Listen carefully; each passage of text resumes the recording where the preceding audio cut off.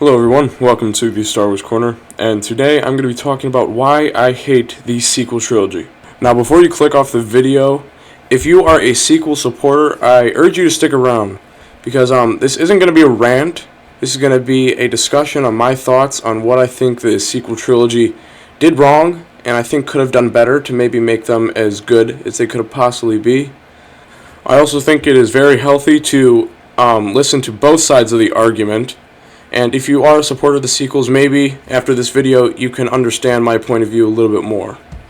So let's just jump straight into it. Now, before I talk about each individual film individually, I think I'll take a step back and talk about the sequels in a broader sense. Alright, so I'm going to say this straight off the bat. I think that the main problem of the sequel trilogy is casting Rey as the main character. I personally think it would have made much more sense for the main character of the sequel trilogy to be, in my opinion, I just think the son of Luke Skywalker. It would have been the third male Skywalker. The reason I say this is because if you take a step back and look at some of the statistics, the Star Wars fan base is roughly at a little bit over 70% male. And the majority of those males are probably somewhere in the age of around 6 to 21, if I had to guess. This is one of the main reasons why Luke Skywalker was such a success in the first Star Wars film. Because people, especially younger people, find it much easier to look up to someone who is the same sex as them. It's much easier for boys to put themselves in the shoes of someone like Luke Skywalker than someone like Rey. What men saw in Luke Skywalker was a 19-year-old boy looking out to the twin sun, searching for his destiny, trying to find his place in the world, in the universe. That's why men love Luke Skywalker, because he's someone that they can relate to. Now when you cast the main character of the sequel trilogy, which is Rey, I don't really think Disney really understands who their target audience is. Star Wars is an action and adventure film, fantasy even. And those are two genres that are not dominated by women, especially action and adventure. Now that isn't to say that I don't think that any Star Wars stories should have the main character always be a man and never have a female main character. I'm not saying that at all. But for something like the films is the stuff that's going to bring in the vast majority of your revenue. And in a genre, something like Star Wars, that is dominated by men, I think that the main character should be a man. Now, if I'm remembering correctly, I think that is the only red flag I think went up for me before going into episode 7. But enough of that, and let's just dive straight in to the disaster, which is episode 7, The Force Awakens. Now, for The Force Awakens, there isn't much really more to be said that hasn't been said already, but I might as well just reiterate what other people have said. There are many glaring issues with this movie, and of course the main one is that it is too similar to episode 4.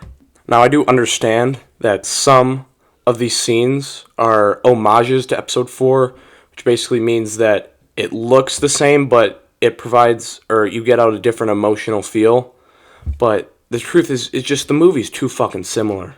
George Lucas is on record saying that for his 6 Star Wars films, he really, really wanted to make them feel different from each other. And I think he did that very well. Like, episode 2 feels absolutely nothing like episode 5. I mean, sometimes it feels like the prequels are in a totally separate universe from the originals, because the originals were mostly practical effects. You know, they used real models, and in the prequels, it was the introduction, basically, to CGI. If you really start to simplify episode 7 down to its bare bones, I mean, what do you see? A girl on a sand planet, and there's a droid with plans to a super secret death weapon. And eventually that girl meets up with Han Solo to go on an adventure to try to get the plans to the rebels, or resistance in the case of these sequels. But before the resistance is able to blow up the big-ass death machine, the Starkiller base is already blown up multiple planets. Just like in episode 4, the Death Star blew up Alderaan before they were able to destroy the Death Star. And then eventually they dispatch a small fighting force of rebels, and they are able to destroy the third Death Star.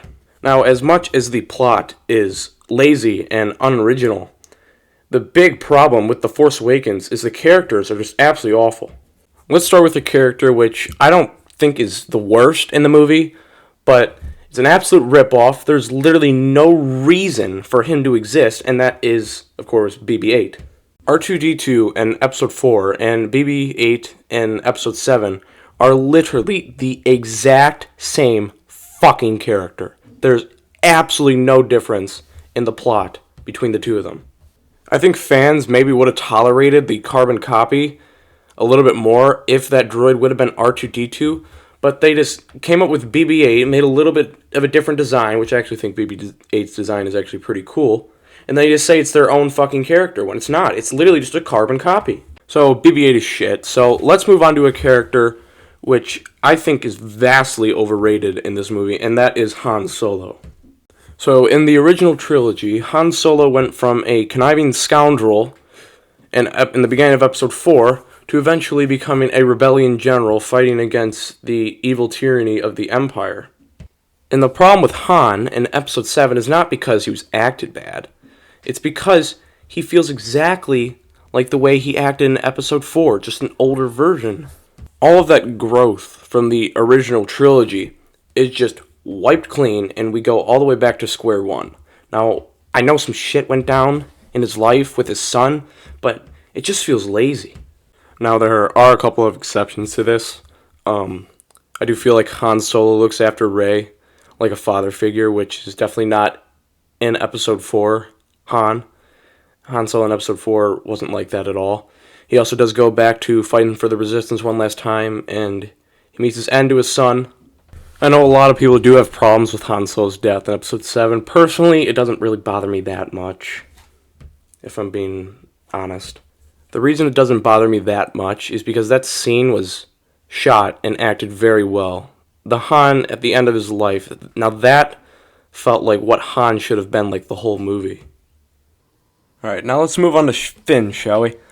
Alright, Finn's story arc starts the moment the three bloodied fingers wipe across his face, and his brother of war he dies right in front of him. He decides right then and there that he doesn't want to be a part of this anymore. And that's fucking it. His story arc is complete after 5 minutes.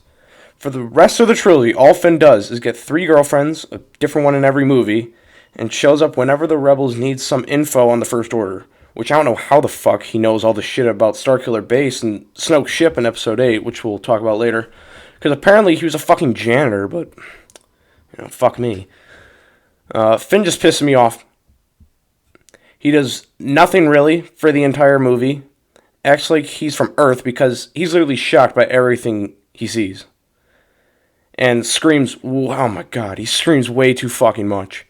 Wasted character. Great for the first 5 minutes, but that's it. Alright, now we get to move on to the worst written character of the trilogy, Rey. There's sometimes those, how there are sometimes those people that haven't done anything wrong, but they just fucking piss you off? Yeah, that's Rey.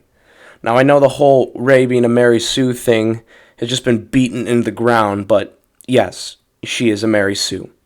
And apparently, it's sexist to call Rey a Mary Sue because, we have to respect women when there's literally a male version of the term, which is called a Gary Stew, Gary Stews are just as bad as Mary Sues. Now, you really start to notice it when she starts fighting the thugs. Okay, so she's able to fight off 2 thugs with a staff, okay? That's cool. Don't know where Scrapper learned how to expertly wield a staff, but okay. Then somehow she's able to expertly fly the Millennium Falcon through a TIE fighter chase. Wait, what? I thought this girl has only rode like speeders and stuff. She's never even left the planet. How is she able to fly the Millennium Falcon? Okay. Then she knows how to fix the Millennium Falcon in a life or death situation.